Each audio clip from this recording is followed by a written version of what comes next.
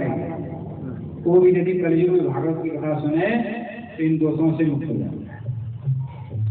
5 महापाप बताए गए हैं। एक मदिरा पान, दूसरा ब्रह्म हत्या, तीसरा सोने की चोरी, चौथा गुरु स्त्री गमन और विश्वास। ये 5 महापाप, मदिरा पान, ब्रह्म हत्या, सोने की चोरी, गुरु स्त्री गमन और विश्वास। ये 5 महापाप हैं। यदि ऐसे व्यक्ति भागवत कथा श्रवण करे तो महापाप से मुक्त हो जाए। लेकिन एक शर्त है महाराज, मुक्त तो हो गए लेकिन पुनः उसी काम को करने लगे, बार बार करने से फिर अपराध लगता है। इसलिए पापों से बचते हुए भगवान का कथा कीर्तन सुने तो तत्काल लाभ। एक कथा सुनाने लगे। तुंगभद्रा नदी के किनारे एक आत्मदेव नाम के ब्राह्मण, उनकी पत्नी के नाम था धुंधली। धुंधली बड़ी ही कंजूस थी, झगड़ालू स्वभाव, वाद विवाद करने में आगे रहती, बिना जब तक झगड़ा नहीं कर ले तब तक हमारे भोजन नहीं बनता। बहुत अवस्था हो गई लेकिन कोई पुत्र नहीं हुआ। धन बहुत था, सोचा जब भोगने वाला इनको यंत्र मंत्र तंत्र का सहारा लिया, वैद्य दिखाया, डॉक्टर दिखाया, लेकिन कोई लाभ नहीं मिला। सोचा चलो दान पुण्य करते हैं, जब भोगने वाला नहीं है तो धन का क्या होगा। तो दान करने लगे, आधा धन दान कर दिया, सब कर्म में लगा दिया, लेकिन फिर भी कोई पुत्र नहीं हुआ। और तो और यहाँ तुलसी जी अथवा कोई वृक्ष लगाते वो भी सूख जाते, गाय रखते तो वही बांझ रहती, बच्चा नहीं है। आप मुझे ब्राह्मण ने सोचा कि ऐसे जीवन से क्या लाभ है, ऐसे तो मरना अच्छा है। तो जंगल में जाकर के प्राण त्याग दिया। जंगल में चले गए, एक वृक्ष के नीचे जाके पड़ गए। नदी के किनारा था, उसी समय एक महात्मा सन्यासी का वेश धारण करके नदी में जल पीने लगे। जल पी करके जैसे जाने लगे, आपने ब्राह्मण ने उनके चरण पकड़ लिया, जोर से चरण पकड़ लिया और जोर जोर से रोने लगे, तिलकी बांध करके। तो संत भगवान ने पूछा कि भैया तुमको क्या देते, क्या कष्ट है। बोले महाराज हमको कोई पुत्र नहीं, कोई संतान नहीं है। तो भाग रेखा पढ़ा। बोले कि भैया तुमको एक नहीं 7 जन्म तक पुत्र होने की संभावना नहीं, तुम्हारे भाग्य में नहीं लिखा। अब तो महाराज बोले आप तो सिद्ध महात्मा है, हमारे भाग रेखा का आपने पढ़ लिया, आपकी कृपा जरूर पुत्र होगा। तो और महाराज जोर जोर से रोने लगे। महात्मा जी समझाने लगे, देखो संसार में सुखी कोई नहीं, जिसको धन है वो भी दुखी है, पुत्र वाला भी दुखी है। अनेक प्रकार से समझाया। जिने कहे धनवान सुखी, धनवान कहे सुख राजा को भारी, राजा कहे चक्रवर्ती सुखी, चक्रवर्ती कहे सुख इंद्र को भारी, इंद्र कहे सुख ब्रह्मा को, ब्रह्मा कहे सुख विष्णु को भारी, तुलसीदास विचार कहे हरि भक्ति बिना सब जीव दुखारी। जो दीनहीन है, गरीब उसके धनवान सुखी हैं। धनवान कहते हैं राजा को सुख है, राजा कहते हैं कि चक्रवर्ती राजा सुखी है, चक्रवर्ती राजा कहते हैं इंद्र को सुख, इंद्र कहते हैं ब्रह्मा जी को सुख, ब्रह्मा कहते हैं विष्णु को सुख है। लेकिन तुलसीदास जी महाराज कहते हैं कि हरि भक्ति के बिना सभी जीव दुखी। कोई धन दुखी, कोई मन दुखी, कोई धन बिना रहत उदास, थोड़े थोड़े सब दुखी, सुखी राम के दास। तो संसार में सुखी कौन है भैया? जो भगवान की भक्ति। लेकिन ज्ञान का उपदेश क्या? बोले महाराज आप सन्यासी महात्मा गृहस्थ के सुख को आप क्या जानो, ये सब ज्ञान उपदेश हमको अच्छा नहीं लग रहा। हमें तो आप पुत्र प्रदान करो। पाम पकड़ लिया, रोने लगा। बोले जब तक आप आशीर्वाद नहीं दोगे तब तक आपके चरण नहीं छोड़ूंगा, यही पर प्राण त्याग। क्यों कि महात्मा यदि आशीर्वाद दे असंभव भी संभव हो। जो न करे लकीर वो करे फकीर। जो फकीर कर सकता है, जो बात दवा से हो न सके वो संत दुआ से होती है। जो बात दवा से हो न सके वो संत दुआ से होती है। जब कामिल मुर्शिद मिलते हैं तब बात खुदा से होती है। महात्मा जी ने देखा भाई तो मानने वाले नहीं है तो एक फल दे दिया। बोले जाओ अपनी धर्म पत्नी को खिला देना और 1 वर्ष तक नियम व्रत का पालन करना, इससे उत्तम पुत्र प्राप्त। ब्राह्मण देव ने ला करके फल दे दिया महाराज धुंधली को। धुंधली ने विचार किया कि फल यदि खा लेंगे गर्भ रह जाएगा, पेट भारी हो जाएगा, चलना फिरना भारी पड़ेगा, और यदि चोर आ गए तो सारी संपत्ति खा लेंगे। और यदि सुखदेव जी की तरह 12 वर्ष रह गए गर्भ में तो बड़ा कठिन कष्ट हो गया, और प्रसव में बड़ा कष्ट उठाना पड़ता है, इसलिए अच्छा नहीं है। क्या करना चाहिए? इसी से उसकी छोटी बहन आ गई। बोले चिंता मत करो, मेरे पेट में बच्चा है, जन्म लेगा मैं तुमको दे दूंगी। बोले इस फल को क्या करें? बोले गैया ने तुम्हारे घर में ये पान है, इसको खिला दो, पता चल जाएगा सब लोग सही बोलते हैं कि गलत बोलते हैं, झूठ बोलते। तो गैया को फल खिला दिया। अब कुछ दिनों के बाद उसकी छोटी बहन को बालक हो गया, ला करके चुपके से रात्रि में दे दिया, उससे पैसा नहीं। प्रातः काल हुआ, धुंधली ने हल्ला कर दिया कि हमको पुत्र हो गया, पुत्र हो गया। अब तो आत्मदेव ब्राह्मण बड़े खुश हुए, वो महाराज उत्सव मनाया। धुंधली ने नामकरण करना चाहते थे आत्मदेव ब्राह्मण। धुंधली ने कहा देखो जी मैंने इसको 9 महीना जो है अपने पेट में पाला है, मैं नाम रखता हूँ। तो नाम रख दिया धुंधकारी। इसके ठीक 3 महीने बाद उस गैया को भी बालक हो गया, बिल्कुल मनुष्यों जैसी आकृति, केवल कान काय के। तो नाम हो गया गोकर्ण। बोलो गोकर्ण जी महाराज की जय। सब लोग बड़े अचंभा करने लगे, देखो आत्मदेव ब्राह्मण का भाग्य खुल गया, इनको पुत्र और गाय के भी पुत्र हो गए। लेकिन मेरा दोनों में बड़ा अंतर है, फर्क है। धुंधकारी तो महादुष्ट निकला, शराब पीना, जुआ खेलना, पैसा कर जाना, कोई बच्चा खेलता हो कुआं में फेंक देना, आग लगा देना, चोरी करना, डकैती करना, सारे दुष्कर्म उसके अंदर आ गए। और घर में से जो भी धन था सब जाकर के शराब खत्म कर दिया। एक दिन जो है आया, अपने माँ बाप से बोले जो कुछ हो दे दो। आई नहीं घर में, अब क्या आया, उनको सब ले जाकर लौटा दिए। दोनों माँ बाप दोनों को पिटाई की। अब तो आत्मदेव ब्राह्मण बड़े दुखी हो गए। बोले ऐसे महात्मा जी ठीक कहा था कि निसंतान रहना ही संसार में दुख है, तो क्या करना चाहिए? आत्मदेव ब्राह्मण तो समझाने लगे। आत्मदेव जी ने सोचा क्या करना चाहिए? गोकर्ण जी के पास जाओ। जब जीव को धक्का लगता है, कष्ट होता है, दुखी होता है, तब संत महात्मा का मिल जाता है, तो मस्त रहता है संसार। आत्मदेव ब्राह्मण गोकर्ण जी के पास गए, बोले कि पुत्र मैं तो बड़ा दुखी हूँ। गोकर्ण जी कहने लगे पिताजी संसार में तो दुखी दुख तो नहीं है, भूसा को कितना भी कूटो तेल नहीं निकलने वाला। ऐसे संसार में कितना भी तुम कुछ भी कर लो सुख नहीं है। तो सुख मिलने वाला कहाँ? भगवान की भक्ति में। तो आप भगवान की भक्ति करो, आप वृंदावन चलो और वहाँ पर भागवत जी का पाठ करो, इससे आपको भगवान की प्राप्ति। तो आप मेरे ब्राह्मण चले आए महाराज वृंदावन, भगवान की भक्ति करके धाम को प्राप्त किया ठाकुर जी के पास। तो सत्संग की बड़ी महिमा है। संत मिलन को चालिए तजिमाया अभिमान, जो जो सब आगे बढ़े हो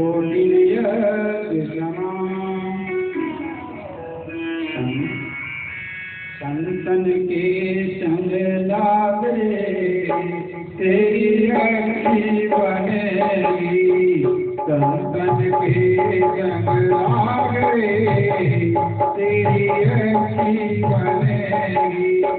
अच्छी बनेगी तेरी किस्मत जगेगी, अच्छी बनेगी तेरी किस्मत जगेगी, तन के संग लागे तेरी अच्छी बनेगी।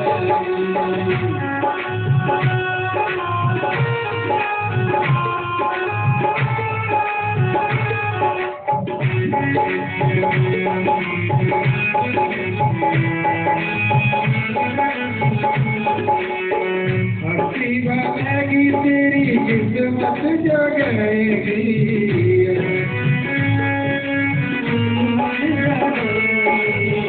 कोई सी बनेगी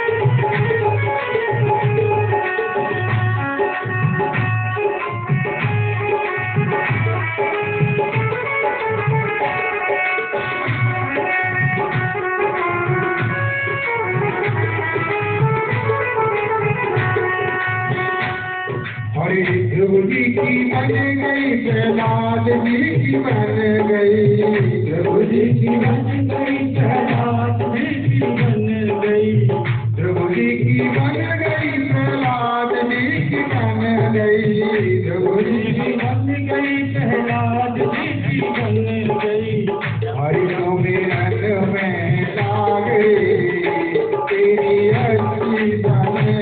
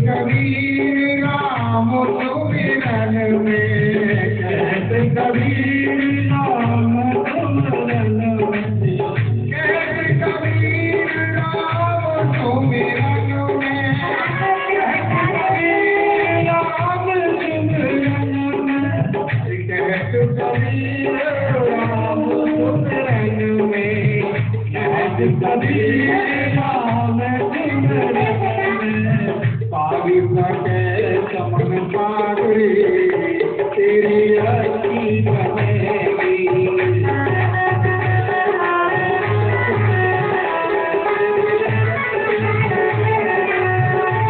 तन के संग लागी तेरी अच्छी बनेगी। हर हुआ ध्रुव जी का, प्रहलाद जी का, मीराबाई के, जितने भी जीवों को उद्धार हुआ है सत्संग के माध्यम से।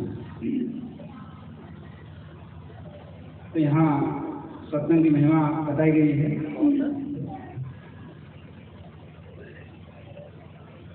आगे कथम चलते हैं।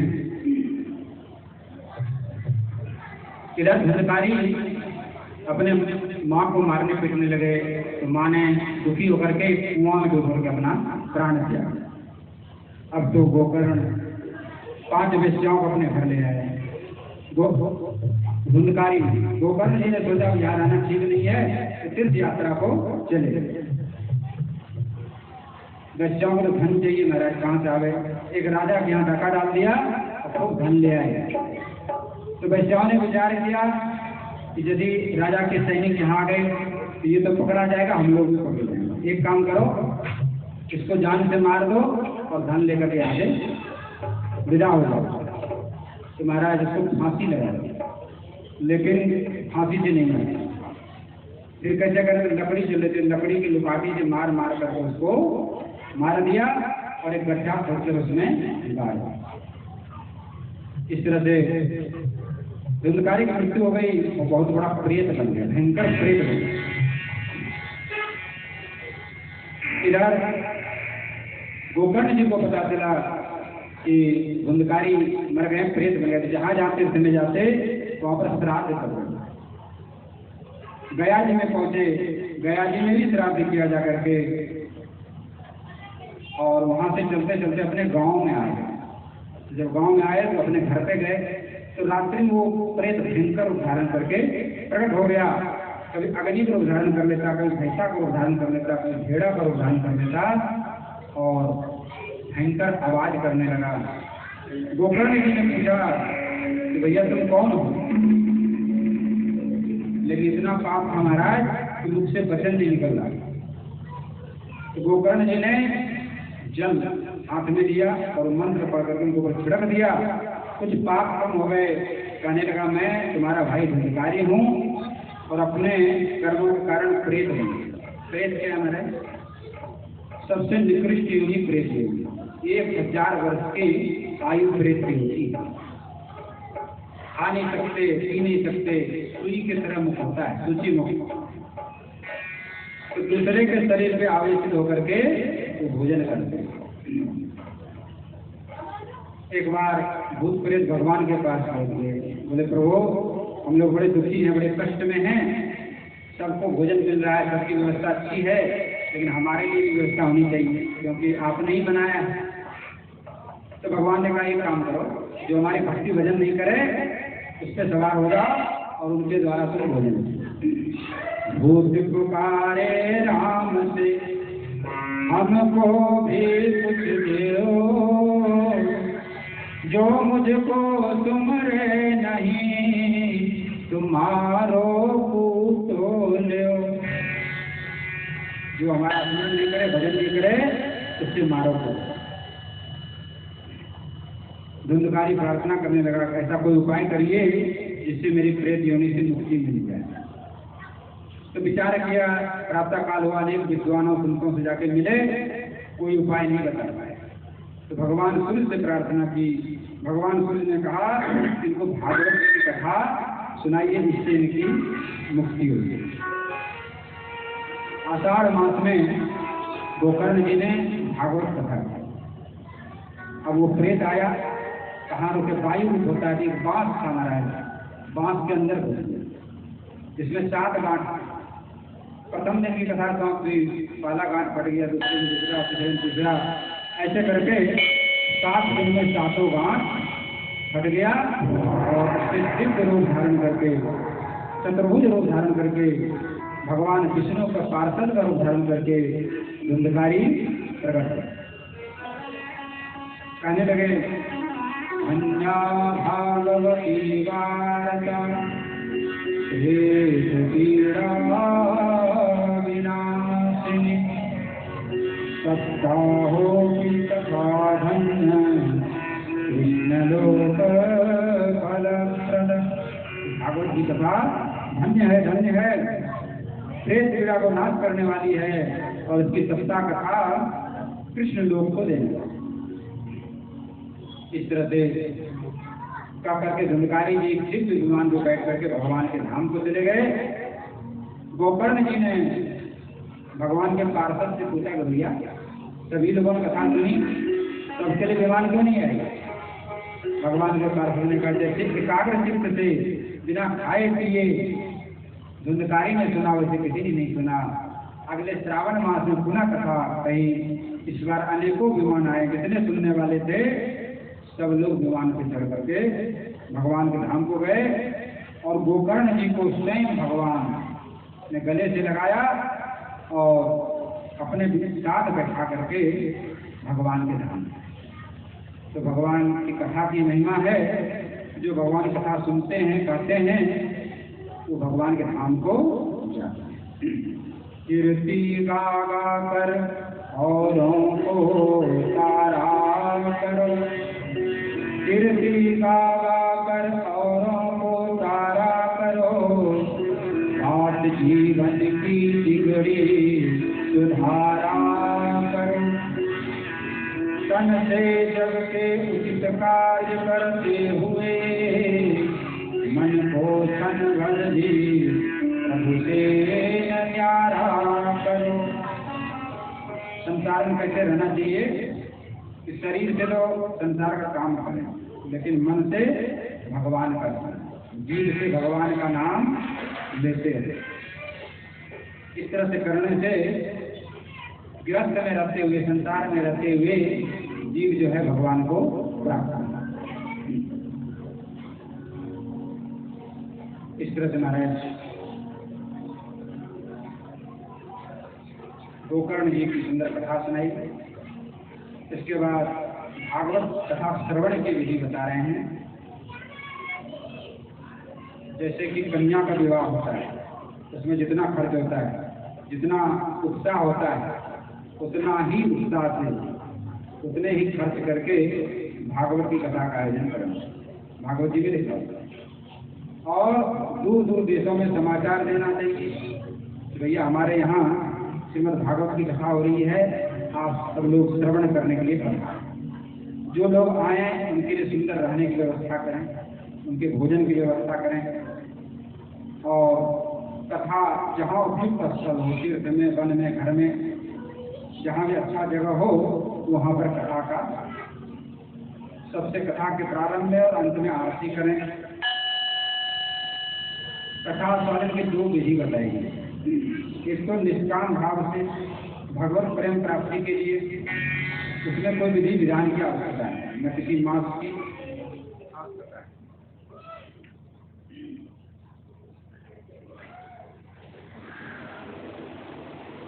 बोलो भगवत्सल भगवान की जय। जो भगवत प्रेम के लिए भागवत कथा सुनी जाती है, उसमें विधि विधान की आवश्यकता है। उसको तो प्रतिदिन ही श्रवण करना चाहिए, हर मास में श्रवण करना चाहिए। लेकिन जो सकाम भाव से किया जाए, पुत्र प्राप्ति के लिए, धन प्राप्ति के लिए, शरीर निरोग हो जाए, कामनाओं की पूर्ति के लिए जो भी भागवत कथा होता है, उसके लिए विधि विधान आवश्यक। उसके लिए मूल पाठ, पूजा, जो नित्य कर्म हैं, ये सब होनी चाहिए। और अंत में संत ब्राह्मणों का भोजन होना चाहिए।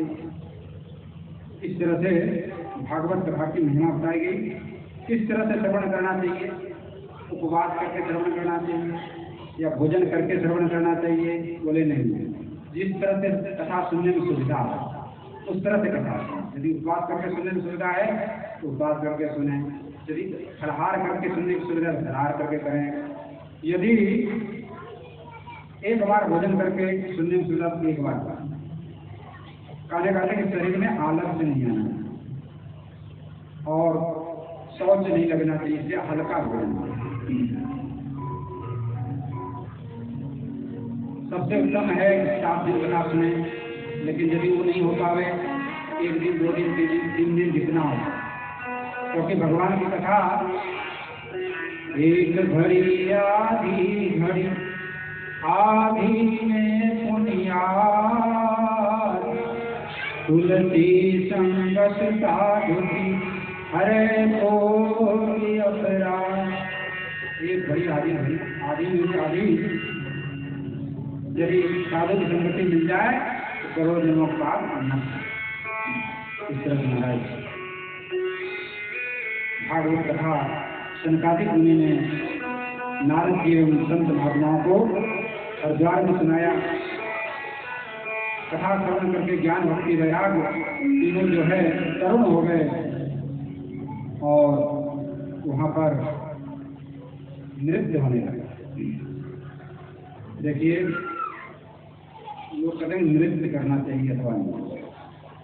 यदि भगवान की भक्ति में आप नृत्य करते हैं तो संसार सागर से पार करने लगे, और यदि संसार के विषय में, शादी में, विवाह में, इनमें नृत्य करते हैं तो संसार में फंसाने वाला है, नरक में। तो नृत्य जब भागवत जी में हुआ है तो नृत्य यदि भावपूर्वक कोई भक्त करता है तो उसमें कोई दोष नहीं मानना। तो यहाँ पर भक्ति ज्ञान वैराग नृत्य कर रहे हैं। उद्धव जी झाल बजा रहे हैं, प्रहलाद जी करताल बजा रहे हैं, नारद जी बीना बजा रहे हैं, अर्जुन राग अलाप रहे हैं, इंद्र मृदंग बजा रहे हैं, सनकादिक मुनि जय जय घोष कर रहे हैं, सुखदेव जी महाराज हाथ उठा करके जय जयकार कर रहे हैं। अलौकिक कीर्तन होने लगा और भगवान वहाँ पर प्रकट हो गए अपने परिकरों के साथ उस संकीर्तन में सम्मिलित हो गए। अद्भुत संकीर्तन हो रहा है, आप लोग भी संकीर्तन करें। जय जय राधा रमण हरि बोल, जय जय राधा रमण हरि बोल, जय जय राधा रमण हरि बोल, जय जय राधा रमण हरि बोल, जय जय राधा रमण हरि बोल, प्यारो राधा रमण हरि बोल, राधा रमण हरि बोल।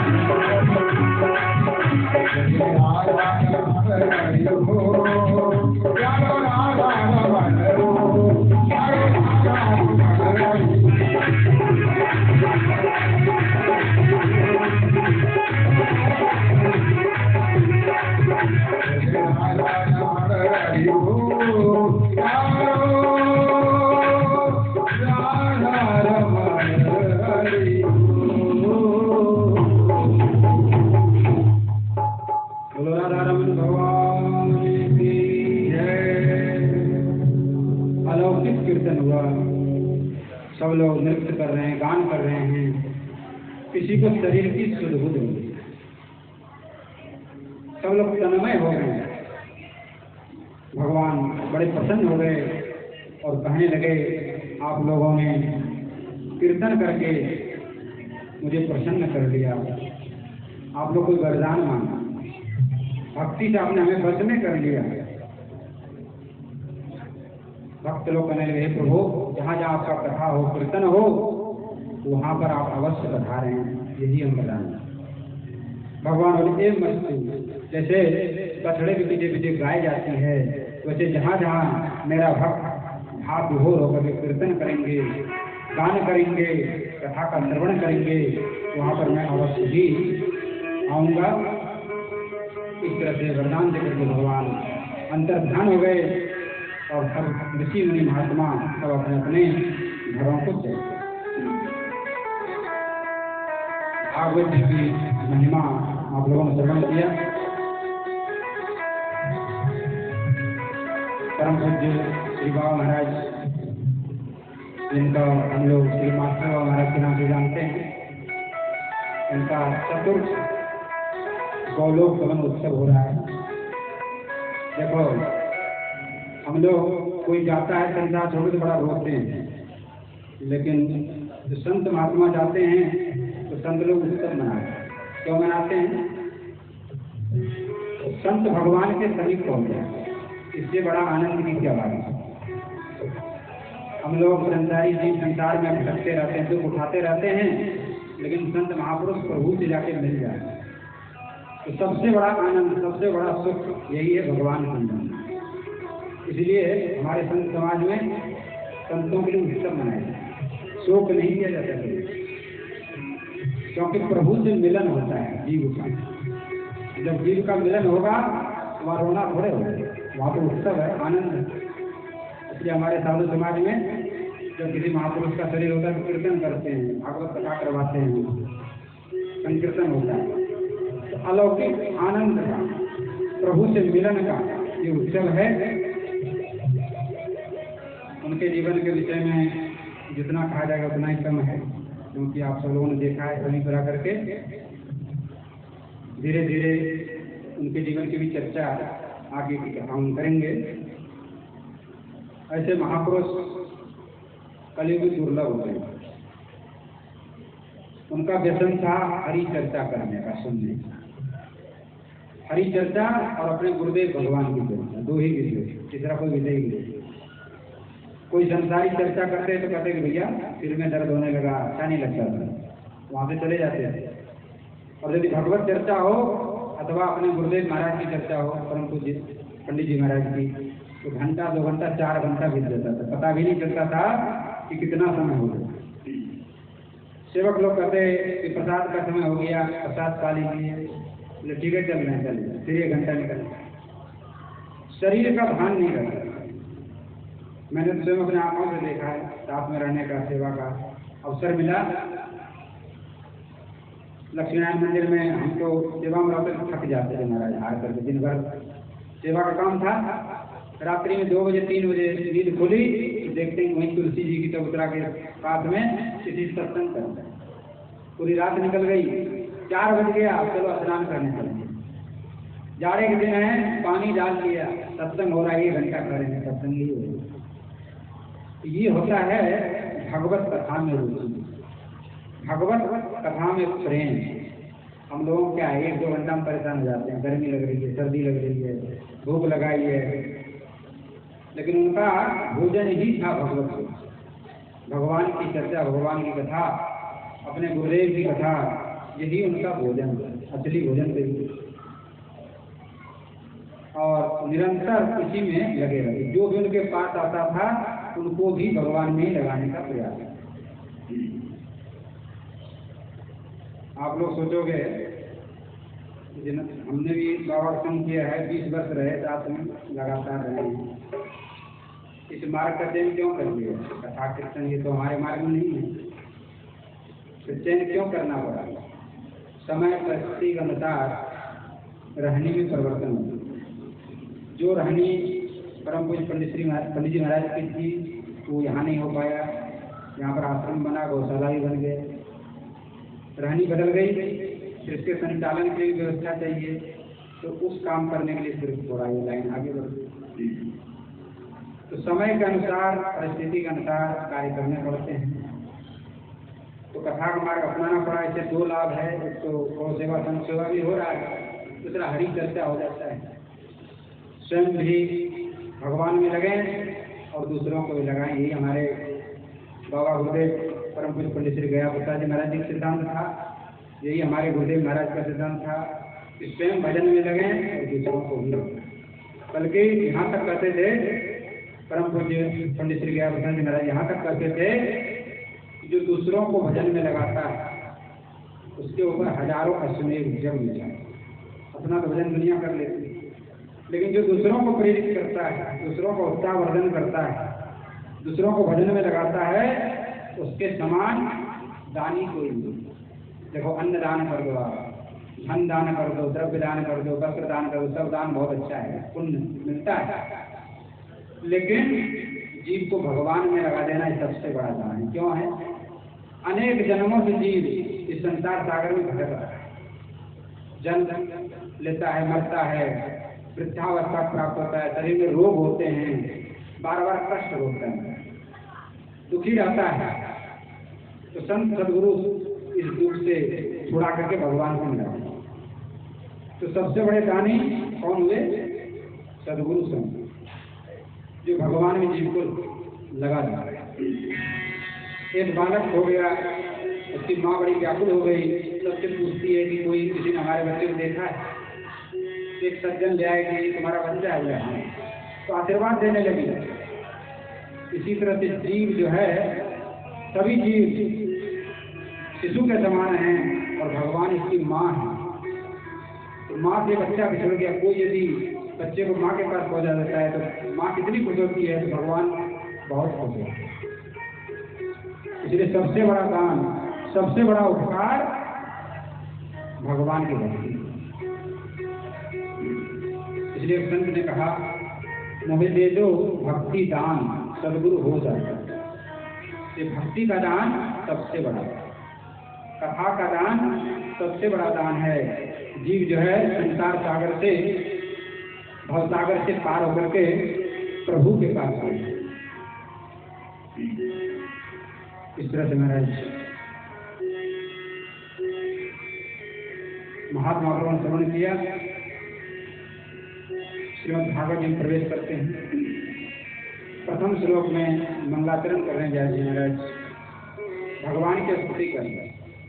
जन्मादस्य यतोऽन्वयादितरतश्च चार्थेषभिज्ञस्वराट्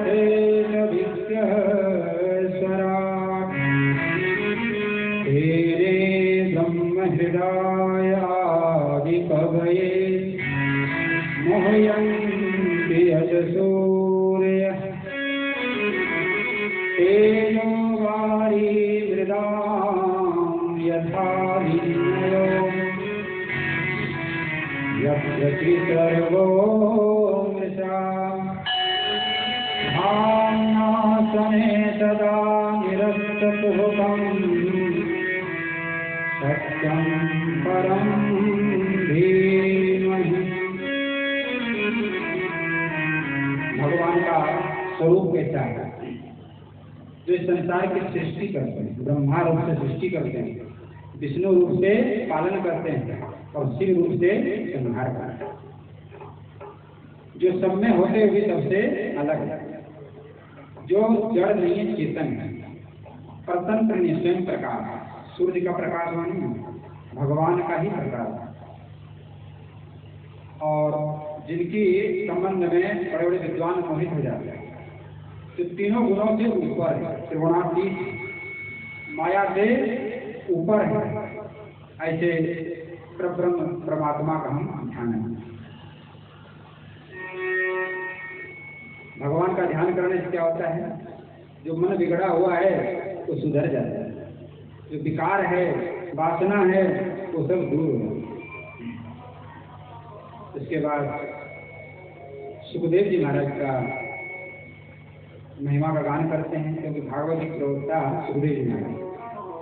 निगम कल्पतरोर्गलितं फलं सुखमुखादमृतद्रवसंयुतं पिबतं भागवतं रसमालयम् मुहुरहो रसिका भुवि भावुका। ये भागवत जी क्या है? वेद रूपी कल्प वृक्ष का पका हुआ रसमय फल है, और इसमें भक्ति रूपी रस भरा हुआ है। इसमें गुठली छिलका कुछ भी नहीं है, केवल रस ही रस, ऐसा फल है। और इसको सुखदेव जी ने अपने मुख से कहा है, जैसे तोता के चोट लगने से फल मीठा हो जाता है, इस तरह सुखदेव जी रूपी तोता का मुख इसमें लग गया है और मधुर हो गया। नैमिषारण्य क्षेत्र में सौनक जी महाराज, देखो जितने भी पुराण हैं उसके वक्ता सुख जी महाराज, श्रोता सौनक जी। जितने भी पुराण प्रारंभ होगा सबसे पहले सौनक उवाच, उसके बाद सुख उवाच। तो सौनक जी महाराज प्रश्न कर रहे हैं कि हे सूत जी महाराज, कि घोर कलयुग आ रहा है, इसमें जीवों को कैसे कल्याण हो, कैसे जीव भवसागर से पार करें। देखो संसारी लोगों की चिंता में और संतों की चिंता में बहुत अंतर है। संसारी लोग तो अपने घर के लिए, परिवार के लिए, नातेदार के लिए, रिश्तेदार के लिए, उसी के लिए रात दिन सोचते रहते हैं, उसी में पिसे जाते हैं।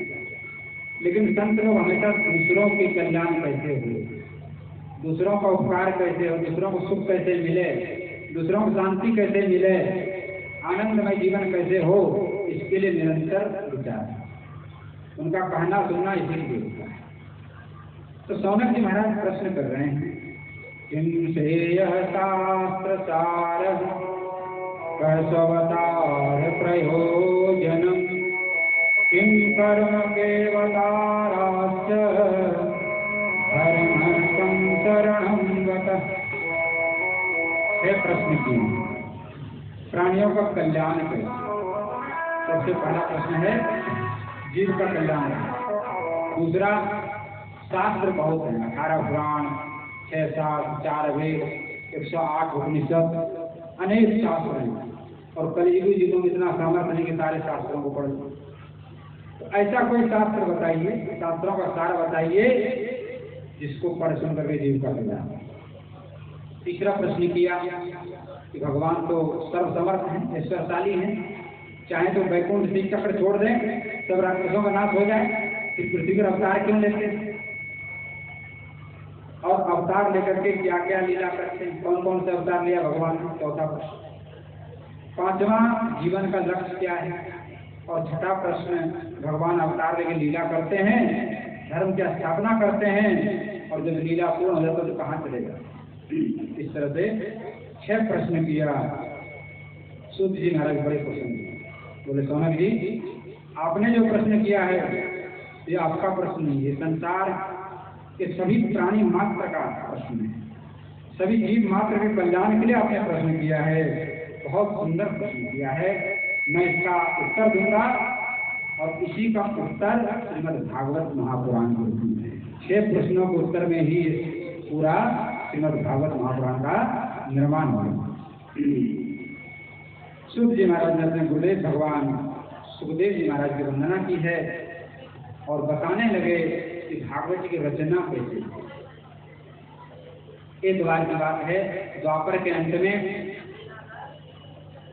श्री व्यास जी महाराज बद्रिकाश्रम में व्यास गुफा में बैठे हुए, बड़े चिंतित थे, दुखी थे। आगे द्वापर का अंत होगा, कलयुग आएगा, और कलयुग में लोगों की रुचि नहीं रहेगी धर्म कर्म में, लोग दुखी रहेंगे, अशांत रहेंगे, विकार वासनाएं बढ़ जाएंगी, लोगों का भजन धर्म कर्म में रुचि नहीं रहेगा, संसारी विषयी कार्यों में रुचि रहेगी, सत्संग कथा कीर्तन में अब रुचि नहीं रहेगी, लोगों को बुद्धि मंद हो जाएगी, तो क्या करना चाहिए। ऐसा विचार करके द्वापर के अंत तक एक ही वेद, एक वेद के 4 वेद कर दिए। उसके बाद 6 शास्त्र रच दिए। फिर जो है, लेकिन उनसे भी इनको शांति नहीं मिली, तो महाभारत की रचना की 5वां वेद लिख दिया। फिर भी शांति नहीं। 70 पुराण की रचना की, फिर भी महाराज, फिर भी अशांत। लेकिन किस लिए अशांत है? जीवों के कल्याण के लिए। तो नारद जी भगवान के मन के अवतार हैं। नारद जी आए। नारद जी बड़ा सत्कार किया, स्वागत किया, प्रणाम किया। व्यास जी ने बैठने के सुंदर आसन दिया है, जलपान कराया है, फलहार कराया, पूजन किया, आरती उतारी है। नारद जी ने कहा, व्यास जी आप कुशल मंगल तो हैं,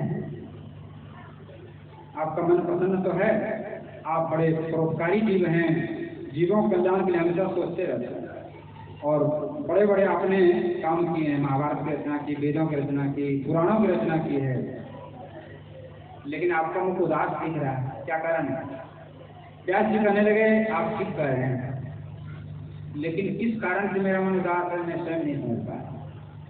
नारद जी कहने लगे, व्यास जी आपने सब कुछ लिख दिया, व्रतों की महिमा, तीर्थों की महिमा, पोखर तालाब सरोवर खोदने से ये लाभ होता है, व्रत करने से ये पुण्य होता है, ये सब बात बहुत विस्तार है, राजनीतिक ज्ञान, सामाजिक ज्ञान, सब कुछ बड़ा विस्तार से वर्णन किया, लेकिन भगवान की भक्ति का वर्णन विस्तार से नहीं, केवल लौकिक कर्मों का आपने ज्यादा विस्तार कर दिया। इसी कारण आपको अशांति है। आप भक्त और भगवान का चरित्र का गान करिए, इससे आपको शांति। तो भक्त और भगवान का चरित्र क्या है? भागवत शास्त्री भक्त और भक्त का चरित्र, भगवान का चरित्र, इसी का नाम है भागवत। नारद जी कहने लगे, व्यास जी आप दुखी न हो, आपका मनोरथ सफल होगा। और देखो प्रभु की भक्ति कितनी महिमा है। पहले जन्म में एक दासी का पुत्र था, मेरे पिता का नाम द्रुमिल गोप था, लेकिन हम जब छोटे थे हमारे पिताजी हमको छोड़ के चले गए, शरीर पूरा हो गया, केवल माँ थी, माँ हमको प्राणों से ज्यादा प्यार करती थी, और माँ भी बड़ी भक्तिनी थी। एक ब्राह्मण देव के घर में उनका काम करती थी और उसी से अपना जीविका चलाती थी। गौशाला तक गाय की सेवा करती, उनका रसोई चौका बंद कर देती, बर्तन मांज देती। ब्राह्मण देव बड़े उदार थे, भक्त थे, वो भी साधु संत महात्मा आते थे, उनके लिए भोजन की व्यवस्था करते, उनके ठहरने की व्यवस्था करते थे।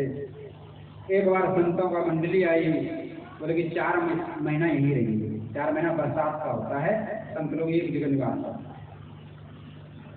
बोले ठीक है महाराज, सब व्यवस्था कर दिया, खाने का, रहने का सब। जो 5 वर्ष का बालक है, माँ ने कहा बेटा तुम संतों का जाकर बैठा। तो ये लड़का बड़ा सुशील था, बालक सुशील था, इसमें चंचलता नहीं थी, जितेंद्रीय था, खेल कूद से दूर रहता था, बोलता कम था। इनके शील स्वभाव को देख करके महात्मा लोग बड़े उनसे प्रसन्न हो गए, और इनको सुबह ही चले जाते। तो संत लोग क्या करते हैं, सुबह स्नान करते हैं, ठाकुर जी श्रृंगार करते हैं, फिर भोग बनाते हैं, भोग लगाते हैं, फिर थोड़ा विश्राम करते हैं, फिर सायंकाल का आचरण करते हैं। तो बालक बड़ा प्रेम चेतनामय होकर के ये सब देखता रहता। धीरे धीरे मन उसका भगवान के चरणों में लगने लगा। माँ ने कहा बेटा एक काम और कर दिया करो, संत लोग जब प्रसाद होते हैं जूठा प्रसाद खा लिया करो। संतों जूठा और शिष्ट प्रसाद की बड़ी महिमा है। संत लोग जो है, संत के अंदर भगवान का निवास होता है, तो उनका जो प्रसाद होता है उसमें भगवत भक्ति के संस्कार होते हैं, परमाणु, इसलिए उनका प्रसाद ग्रहण करने का विधान है। तो महात्माओं से प्रार्थना किया, महात्मा लोग अपना उचित प्रसाद दे देते और बोले बेटा एक मंत्र जपा करो। बोले महाराज बताएं। हरे राम राम राम हरे हरे, हरे कृष्ण कृष्ण कृष्ण हरे हरे। इस मंत्र को जपा करो। और छोटे से बाल कृष्ण का ध्यान बता दिया। श्याम सुंदर है, मोर मुकुट धारण किए हुए हैं, पीताम्बर पाने हैं, गैया चराने जाते हैं, इस रूप का ध्यान। और एक कीर्तन सिखा दिया, इस कीर्तन को गाया। छोटी छोटी गैया छोटे छोटे ग्वाल, छोटी गैया छोटे छोटे ग्वाल, छोटो तो मेरो मदन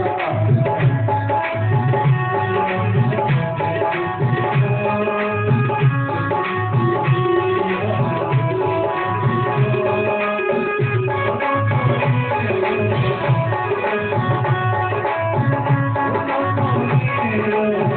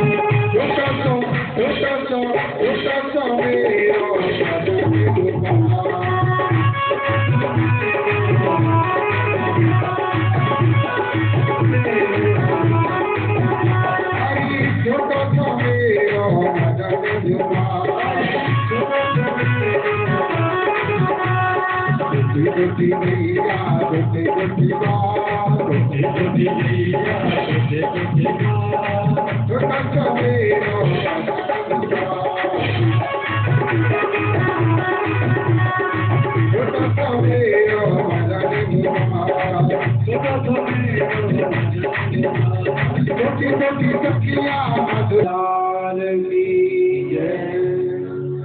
तरह से 5 वर्ष का ये बालक मस्ती से कीर्तन गाता नृत्य करता था।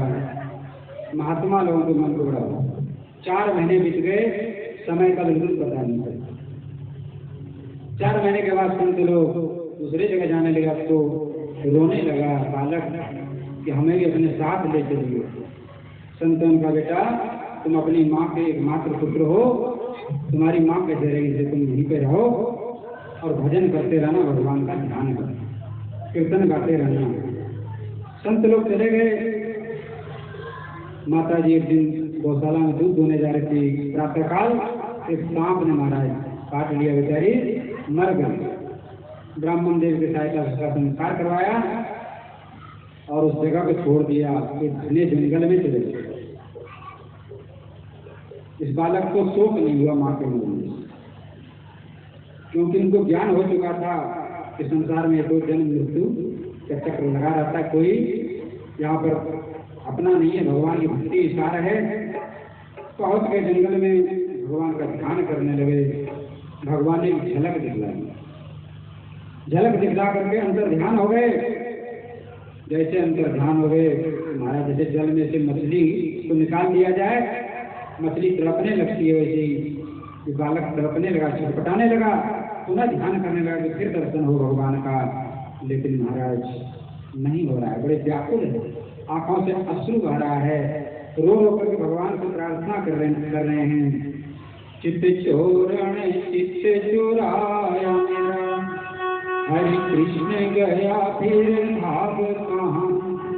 चित्त चोरण चित्त चुराया मेरा, हरे कृष्ण गया फिर भाग कहाँ।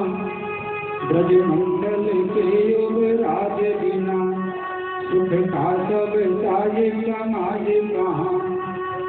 अब और सुहाता कुछ भी नहीं, जब लाग गई तो अब लाज कहाँ।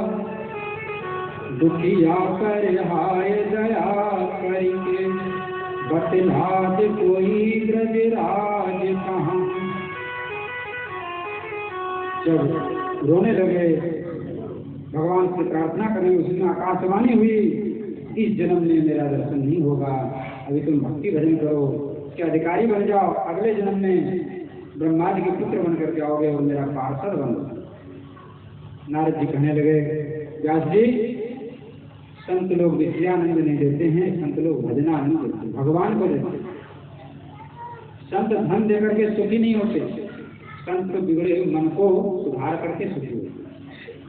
तो मेरे गुरुदेव ने ऐसी हमारे अंदर भक्ति के रंग लगा दी और भक्ति करने से आज मैं नारद बन गया हूँ। आपको हर समय भगवान का दर्शन होता है, हमेशा मैं भगवान का गुणानुवाद करता हूँ।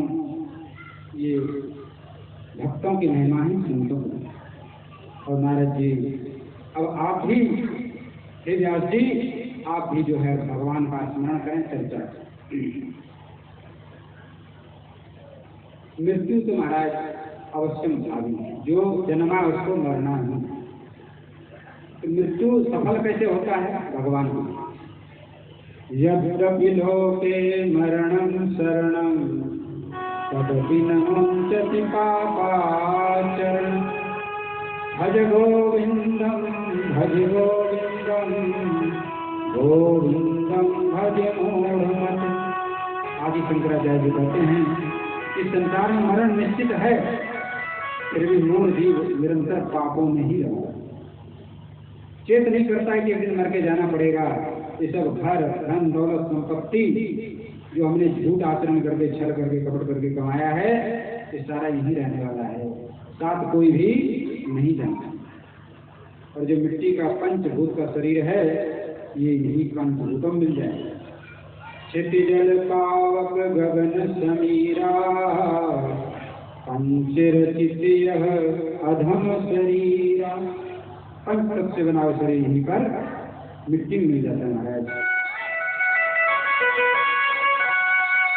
कि तो क्या होता है भी, ये दिन तो आते जाते हैं। जीवन में हार और जीत निराश दिखाते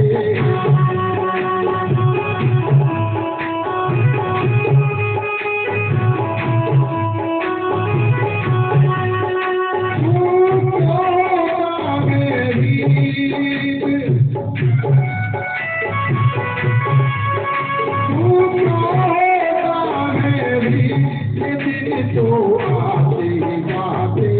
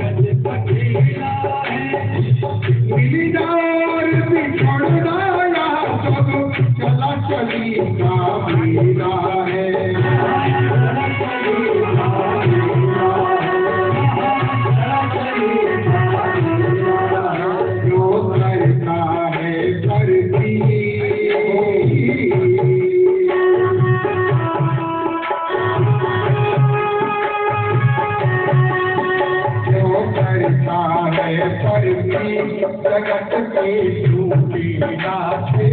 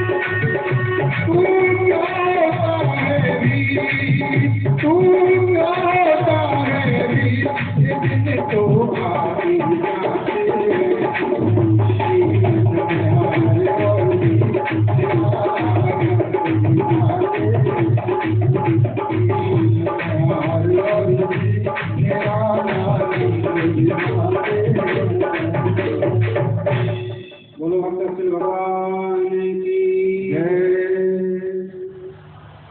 सुखदेव जी महाराज इस महापुराण के प्रवक्ता हैं। एक बार भगवान शंकर और माता पार्वती अमरनाथ की गुफा में विराजे हुए थे। भगवान शंकर मुंडों की माला धारण कर माता पार्वती ने पूछा कि प्रभु कि मुंडों की माला क्यों धारण किए हुए हैं? भगवान शंकर बोले पार्वती ये और कोई मुंड माला नहीं, कि तुम्हारे ही मुंडों को माला है। प्रभु मेरी मुंडों को माला? बोले हाँ।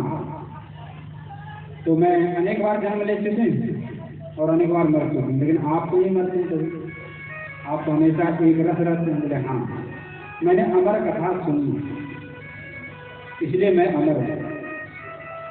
माता पार्वती कहने लगी कि मुझे भी अमर कथा सुना दीजिए। बोले ठीक है, अमर कथा सुनो, लेकिन देखो हुकारी भरते रहना, यदि सो जाओगी तो बीच में कथा बंद हो जाएगी। और भगवान शंकर आंख बंद करके कथा सुनाते हैं, भाव में डूब कर।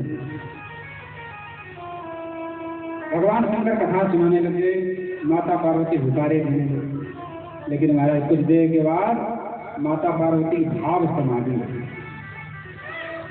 उसी समय क्या घटना घटित होती है, एक वृक्ष के खोडल में एक तोता का बच्चा बैठा हुआ। तो तोता बड़ा ग्रहण करता है शब्द को। तोता ने हुकारी करना शुरू कर दिया, उसका नकल उतारना शुरू कर दिया। तोता ने सोचा यदि हुकारी भरना बंद कर तो भगवान शंकर कथा कहना बंद कर। तो हुकारी भरते रहे। और ये तोता है कौन है? ये साक्षात भगवान श्री कृष्ण के अवतार है। गोलोक धाम में श्री राधा कृष्ण विराजते हैं एक बार भगवान कृष्ण के मन में इच्छा हुई कि श्री राधा रानी के पास भी हम चले जाएं और कृष्ण भगवान कृष्ण के पास भी चले जाएं और ये दूसरे का संवाद दूसरे को सुनाए, कैसे हो सकता है। तो भगवान श्री कृष्ण ने इसको तोता को बताया। तो दोनों के पास जाते, दोनों का सुंदर प्रेम की बातें कहते हैं। तो राधा रानी ने कहा कि सुखदेव तुम जो है धरती पर जाओ और हमारी प्रेम धरती का प्रचार। तो वही सुखदेव जी यहाँ करके अमरनाथ की गुफा में वृक्ष के कोडर में बैठे। कथा पूर्ण हो गई और ये अमर कथा क्या है, ये श्री भागवत की कथा ही अमर है, अन्य कोई कथा नहीं। श्री भागवत कथा ही जीव को अमर कर दिया।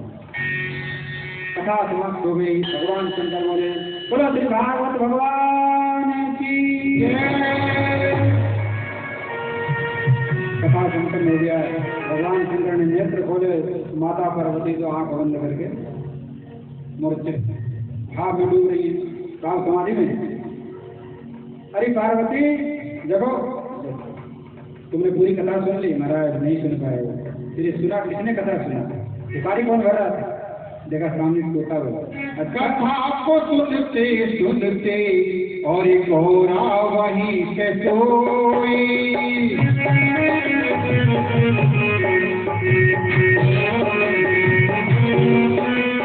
कथा को सुनते सुनते और एक घोड़ा वहीं से सोई।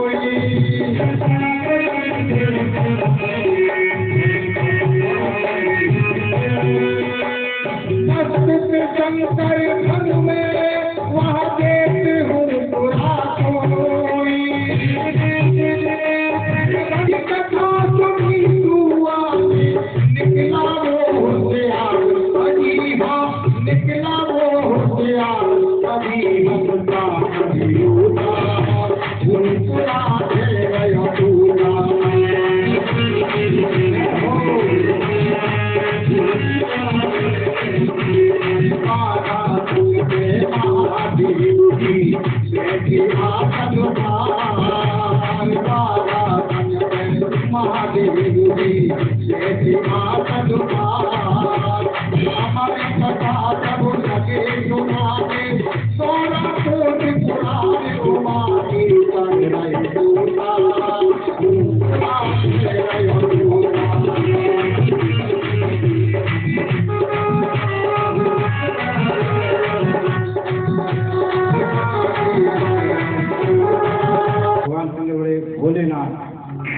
उनके समझ में नहीं आई, इसलिए अमर कथा सुनने तो अमर हो गया, ये कैसे मरेगा? भोलेनाथ ही ठहरे, भोलेनाथ बड़े भोलेनाथ। एक बार क्या हुआ, एक राक्षस ने तपस्या की, भगवान बड़े प्रसन्न हो गए, आज को जल्दी प्रसन्न हो गए, वरदान मांगो। उस राक्षस ने कहा कि आपकी जो अर्धांगिनी है पार्वती बड़ी सुंदरी है। हाँ सुंदरी है, तो एक वरदान हमको दो कि जिसके माथे पर हाथ रख दे वो जल के भस्म हो। एक मस्त ऐसा ही है। अब उस राक्षस नाम पड़ गया भस्मासुर। भस्मासुर ने विचार किया शंकर जी के माथे पर हाथ रख देते हैं, ये भस्म हो जाएंगे, पार्वती को मैं ले लूंगी। अब तुम्हारा ठीक है, बोले भगवान आपके ही मस्तक का हाथ रखूंगा। आप तो भोलेनाथ आगे आगे भाग रहे हैं और भस्मासुर पीछे पीछे भागे, तीनों लोग में घुमाए कहीं। सोचा भगवान के चरण में जाना पड़ेगा और कोई बात। भोले शंकर भगवान की अगल बम बम बम बम बम, अगल बम बम बम बम बम, बम चिक बम बम बम लहरी, बम बम बम बम लहरी,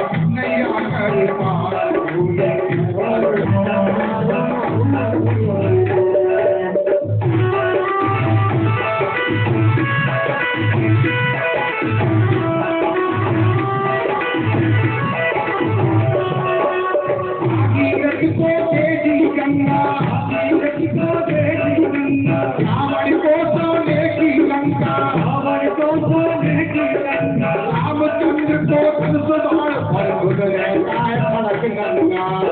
रामचंद्र को धन सुधार पर खुद रहता है फड़क नंगा। भक्तमातुर को हरिये दिया हो, अरे भक्तमातुर को हरि जब दिया वो बन गया दुर्गा बली।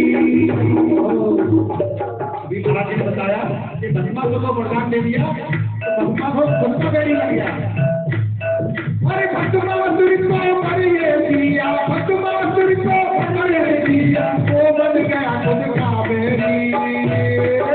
बम बम बम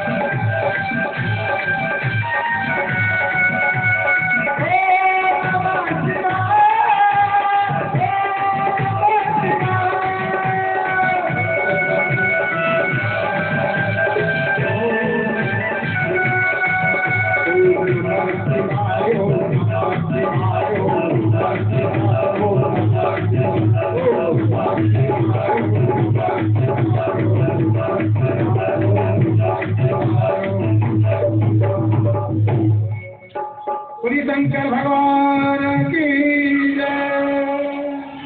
अब तो महाराज भस्मासुर पीछे पीछे भगवान शंकर, भगवान विष्णु का स्मरण किया, भगवान प्रकट हो गए। बोले शंकर भगवान आप छिप जाओ साइड बगल में बोला। भगवान ने सुंदर मोहिनी स्त्री को धारण कर लिया, बीच रास्ते मिल गए। बोले भस्मासुर कहाँ जा रहे हो? बोले शंकर भगवान खोजने जा रहे। देखो एक बात पहले सुन लो, बताओ। देखो माता पार्वती नृत्य कला में बेजोड़। जब तक तुम नृत्य कला नहीं सीखोगे माता पार्वती तुम्हें नहीं मिलने वाली। तो महाराज कहाँ सीखे? तुम ही सिखा दो। हाँ मैं बढ़िया जानते हूँ नृत्य करना। अब तो महाराज भगवान शंकर को शुरू कर दिया नृत्य। नटनागर तो नहीं, नाचने लगे, कभी कमर पे हाथ रखे, कभी हाथ ऐसे करे गए। अंत में भगवान ने जैसे ही अपने सिर पे हाथ रखा, भस्मासुर ने नकल किया, उसने अपने सिर पे हाथ रखा, जल के भस्म। भगवान भोलेनाथ आ गए। बोले भोलेनाथ आप वरदान देने में विचार नहीं करते हो, तुझे हमें वरदान आना पड़ा। अब भगवान शंकर दौड़ रहे हैं त्रिशूल लेकर के। शुभ जो आगे आगे दौड़ रहा है। संध्या का समय था। व्यास जी की पत्नी अरुणी देवी थोड़ी जमाई आ रही थी, मुख में प्रवेश कर गए, पेट में चले गए। जब पेट में चले गए तो भगवान शंकर क्या कर सकते हैं? खड़े हो गए वहां पर। व्यास जी और व्यास पत्नी ने दोनों ने भगवान शंकर का पूजन किया। प्रभु आपका आशीर्वाद हो जाए, तुमको पुत्र की प्राप्ति हो जाए। 12 वर्ष हो गए महाराज, गर्भ से बाहर नहीं। व्यास जी कहने लगे बेटा माँ को क्यों कष्ट दे रहे हो, गर्भ से बाहर निकल जाए। सुखदेव जी कहने लगे जब तक जीव गर्भ में रहता है तब तक ज्ञान रहता है, गर्भ से निकलने के बाद माया में भूल जाता है। इसलिए मैं भगवान की माया से डर रहा हूँ तो मेरी माया ग्रहण न कर सके। तो मैं इस शर्त पे निकल सकता हूँ कि भगवान श्री कृष्ण स्वयं आकर के मुझको गर्भ में दर्शन दे और कहे कि माया तुम्हारे ऊपर कुछ भी असर नहीं। व्यास जी ने भगवान कृष्ण से प्रार्थना की। भगवान कृष्ण स्वयं माता अरुणी के गर्भ में गए हैं, आश्वासन दिया सुखदेव जाओ, तुम्हारे ऊपर मेरी माया का प्रभाव नहीं पड़ेगा। देखो महाराज कहते हैं जो वक्ता हैं इनको भी भगवान का दर्शन माता गर्भ में हुआ है, और जो भागवत जी के श्रोता हैं राजा परीक्षित उनको भी गर्भ में दर्शन हुआ है। ये कथा राजा परीक्षित का जन्म कैसे हुआ ये कथा कल सुनाएंगे। कल जो है महाभारत का प्रसंग पहले सुनेंगे आप लोग कि महाभारत किस प्रकार से हुआ। भक्तमती द्रौपदी जी का चरित्र, भीष्म पितामह का चरित्र, माता कुंती का चरित्र, विदुर जी का चरित्र, ये सब महाभारत के चरित्र हैं। इसको श्रवण करते हुए और राजा परीक्षित ने कलयुग पे दिग्विजय किया, कैसे उनको श्राप मिला है और कैसे सुखदेव जी से मिलन हुआ है, ऐसे प्रसंग कल के प्रसंग में। इधर व्यास जी ने 12 वर्ष हो गया महाराज गर्भ से निकले, लेकिन गर्भ से निकलते ही जंगल के ओर पीछे से व्यास जी पुत्र सुखदेव करते हुए जा रहे हैं, लेकिन सुखदेव जी तो संसार से विरक्त हैं, कुछ श्रवण ही नहीं कर रहे हैं। सुखदेव जी सभी भगवान को देखते थे वृक्षों में उतर। और एक प्रसंग और आता है कि रास्ते में कुछ स्त्रियां स्नान कर रही थी। जब सुखदेव जी निकले तो स्नान करती रही, वस्त्र धारण नहीं किया, लेकिन जैसे व्यास जी आए तत्काल बाहर निकल के वस्त्र धारण किया। व्यास जी ने कहा, देवियों एक बात बताओ, इस सुखदेव 16 वर्ष का युवक सुंदर स्वरूप, इसको देख करके तुम लोगों ने वस्त्र धारण नहीं किया, और हम दाढ़ी पके वयोवृद्ध को देख करके क्यों वस्त्र धारण किया? बोले महाराज सुखदेव जी को संसार का भान नहीं है, कौन स्त्री है कौन पुरुष है कुछ भी पता नहीं, उनको सर्वत्र भगवान दिखते हैं, लेकिन आपको भी स्त्री पुरुष दिखते हैं। तो जहाँ स्त्री पुरुष का भाव है वहाँ लज्जा होना चाहिए, इसलिए हम लोगों ने वस्त्र धारण चले गए। वन में गुफा में जाकर भजन करने लगे।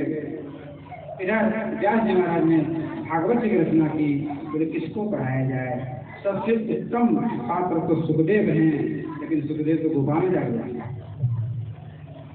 तो भागवत जी के कुछ श्लोक पढ़ाए विद्यार्थियों को, बोले वहां जाकर के गुफा के पास श्लोक का उच्चारण करें। बरहा पीडम नटवर वपु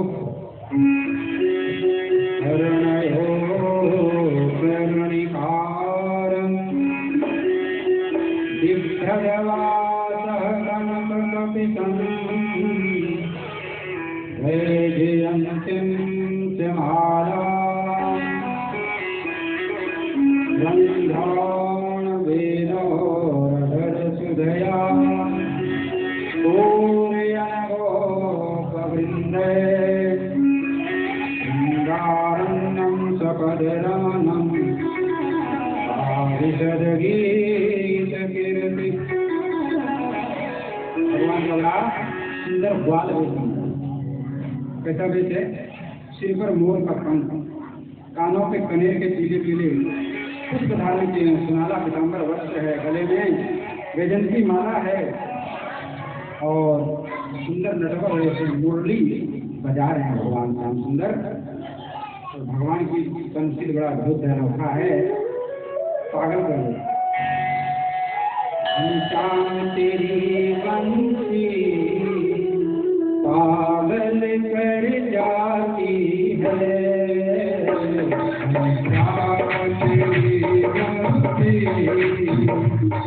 पागल कर जाती है,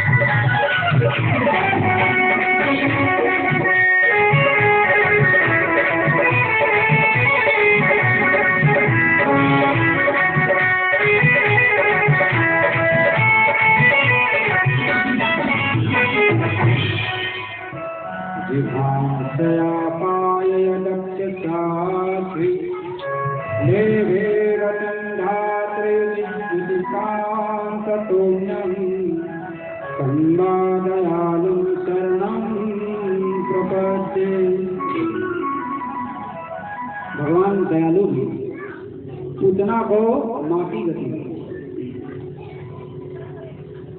प्रेमी कोई कह रहा है कि तुम रूपवान हो लेकिन दयालु हो। ऐ कन्हैया बेवफा तूने कदर जानी नहीं, ऐ कन्हैया बेवफा तूने कदर जानी नहीं। प्यासी हूँ तेरे दरस की पर तो तूने कछु मानी नहीं। वो काली घटा किस काम की जहाँ प्रेम का पानी नहीं। उस श्याम की शोभा नहीं जहाँ राधिका रानी। करना न उसकी चाकरी जिसको दया आती नहीं। श्री रसिक गोविंद बिनु रस रीत कुछ जाने नहीं। महाराज गुफा से बाहर निकल आए, कहने लगे भैया श्लोक कहाँ से सीखा तुमने? बोले भैया ये 2 श्लोक हैं, 18,000 श्लोक हैं हमारे गुरुदेव व्यास जी महाराज।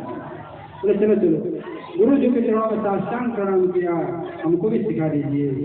जो सुखदेव जी इसके पीछे पीछे व्यास जी भागे चले जा रहे, नहीं लौट रहे थे।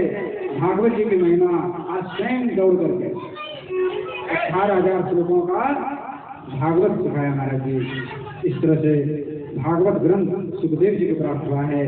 सुखदेव जी को राजा परीक्षित, सुखदेव जी ने राजा परीक्षित को सुनाया है। कल आप लोग राजा परीक्षित का जन्म कर्म के बारे में विस्तार से सुनेंगे। ठीक 3 बजे कथा प्रारंभ हो जाएगी। आप लोग समय का ध्यान रखते पधारें और दिन प्रतिदिन आनंद बढ़ता जाएगा। आज तो प्रथम दिवस था। आइए भगवान की आरती करते हैं।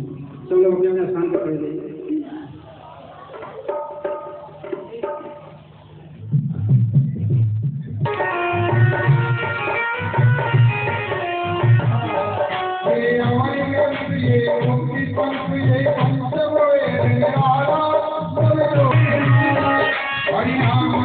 हरि ज्ञान यही हरि नाम लई हरि ज्ञान यही सबकी मंगल की आरती पापियों को पाप से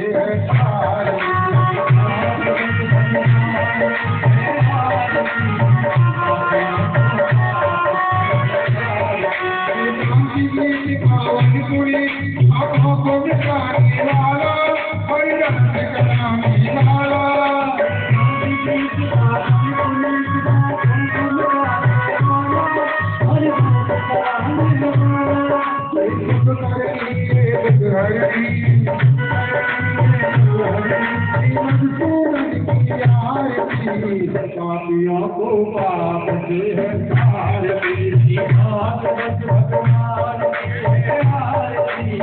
पापियों को पाप से को बनाने वाला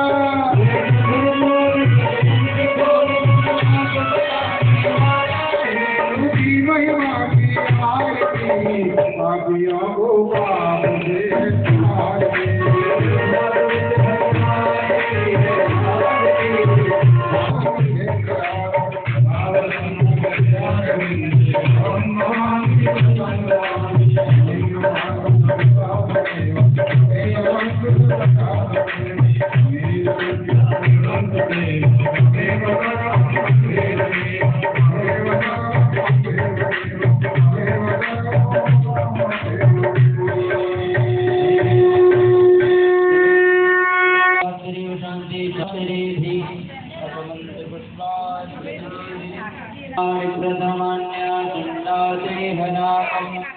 महिमानः सदन्त पूर्वे